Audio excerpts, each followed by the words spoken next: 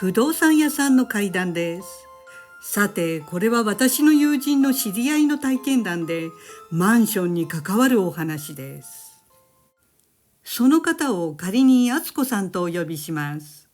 それは今から10年ぐらい前のことで、敦子さんは当時夫が単身赴任でしたので、高校生と中学生の息子さんたち2人と3人で埼玉県和光市にあるマンションの3階で暮らしていました。何年も前からずっと借りて住んでいるマンションの部屋で、もちろん事故物件とかいわくつきエリアだったとかでもなく、平和に暮らしていたということでした。そんな最中にそれは突然起きたのです。ある晩のこと、深夜を過ぎ、息子さんたちはとっくに寝てしまったのですが、敦子さんだけ思わず夜更かしをしてしまったそうです。そしてさあもう寝なくちゃと思った時でした。突然どこかから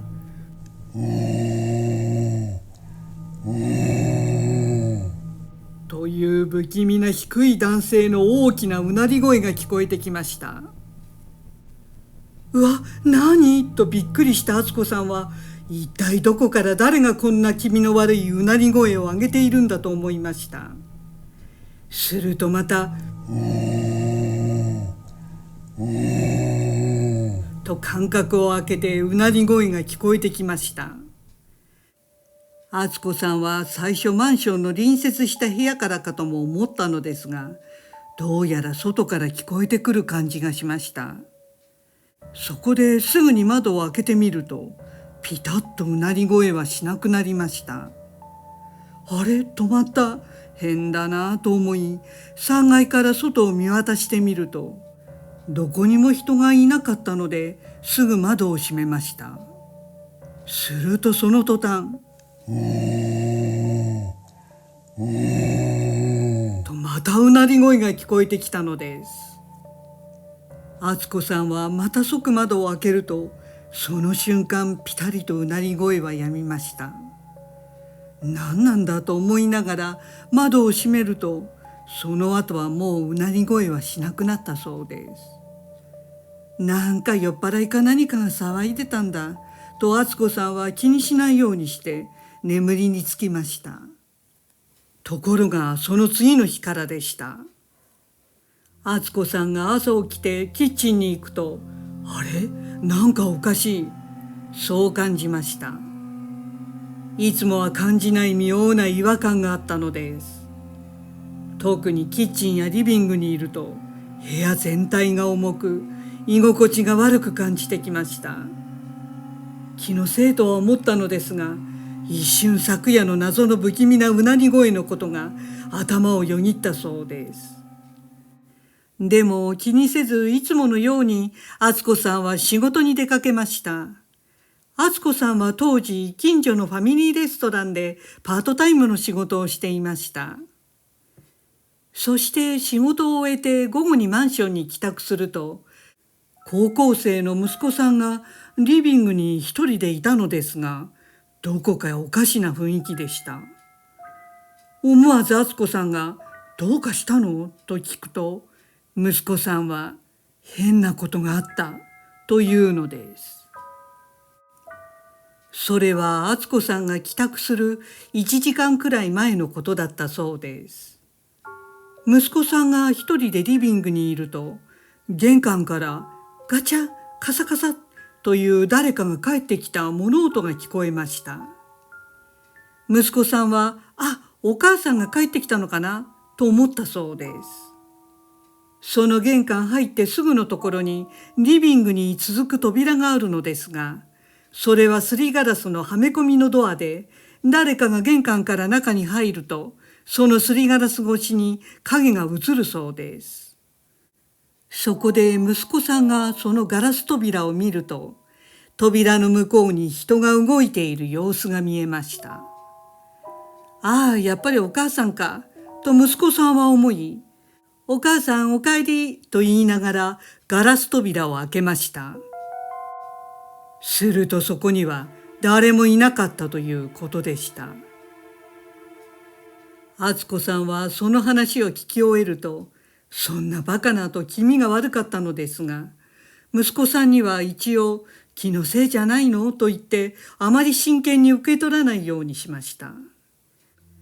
敦子さん自身もうなり声のことがあった次の日だったので、関連づけて悪く考えたくなかったからでした。ところがそれから数日後のことです。今度は下の中学生の息子さんが朝起きてくるなり、ねえお母さん、夜中に男の人が枕元に立ってたと言い出したのです。敦子さんは何それと一瞬ゾッとしました。息子さんの話では、夜中にふと目が覚めると自分のベッドの横に一人の男性が立っていたというのです。真っ暗で顔はよく見えなかったのですが、じっと自分を見ているようで、すごく怖くて目を閉じていなくなるまで待っていたということでした。ただ敦子さんは、息子さんはまだ中学1年の子供ですし、今回は寝ている最中でしたから寝ぼけていたのかなとも思いました。そこで夢でも見ていたんでしょう、あまり気にしないようにと軽く受け流したそうです。でも内心は少し嫌な予感がしていました。するとそれからさらに数日後、敦子さんが夕方仕事から帰ってきた時でした。しばらく疲れて一人でリビングで休んでいると、突然上の息子さんの部屋から大きないびきが聞こえてきました。あら、あの子家にいたんだと思ったのですが、それは今まで聞いたこともない大きないびきで、敦子さんは少しぎょっとしたそうです。こんな早い時間に寝ることはまずない息子さんが大きないびきをかいて寝ているので、一体どんな爆睡なんだろうと呆れていました。でもそれにしても異常ないびきだったので、少し心配になった敦子さんは、そのいびきが聞こえる息子さんの部屋を開けてみました。するとそこには息子さんなどいませんでした。部屋は空っぽでシーンと静まり返っていたそうです。驚いた敦子さんは隣の下の息子さんの部屋も見てみると、そこにも誰もいませんでした。息子さん2人ともその時マンションにはいなかったのです。敦子さんは背筋に冷たいものが走り、この短い間に集中的におかしなことばかりマンションの部屋で起きていることがとても不安になりました。それはもっと不吉なことがいずれ起きる前兆のように感じたそうです。そしてその敦子さんの不安は当たっていたのかもしれません。それは仕事中に気がついたそうです。いつものようにファミレスで仕事をしていると、トイレに子供がかけていき、その後にお母さんらしき女性がついていきました。しばらくするとそのお母さんらしい女性だけ現れて、先に入った子供はトイレから出てきませんでした。その時敦子さんは変だな、勘違いかなと思いましたが、次の日大人が4人に子供が1人の計5人のグループ客が入ってきました。そこで敦子さんはテーブルに案内し、その後おしぼりとお冷やの入ったグラス5個を持ってそのテーブルに行きました。そこには4人の大人と5、6歳くらいの男の子が大人の間に座っていました。そこでグラスを置いていくと、お客さんたちがお水一つ多いですよと言ったそうです。彼らは大人4人だけで来ているというのですが、敦子さんにはその子供を入れて5人いるのが見えていたのです。その子供が着ているセーターの柄までしっかり見えていたそうで、敦子さんには生きている子供にしか見えず困惑しました。それからというもの、公園の植木や電信柱の陰に人が立っていて近づくと消えているとか、電車やお店などで人間が入れないスペースから顔や手が覗いていたり、さまざまな状況で不意をつかれて幽霊が見えたそうです。それは今まで経験したことのない恐怖で、霊が見えるということがどんなに恐ろしいことか、敦子さんは初めて知りました。でもなぜ急に霊が見えるようになったのかが疑問で、敦子さんはふとあの大きなうなり声を聞いた日から変化が起きた感じがしました。そしてあの夜、部屋の窓を開けた時に邪悪な何かが外から入ってきたのではないかと敦子さんは考えました。それが部屋にいるので霊に波長が合うようになったような感じがしたそうです。それに気づくと敦子さんは重い部屋になってしまった。このマンションが恐ろしく、早く出て行きたいと思うようになりました。すると運よく夫の単身赴任が終わり、その仕事の都合で家族で引っ越すことになりました。ああよかったと胸をなで下ろし、敦子さん家族はすぐ新天地に引っ越したそうです。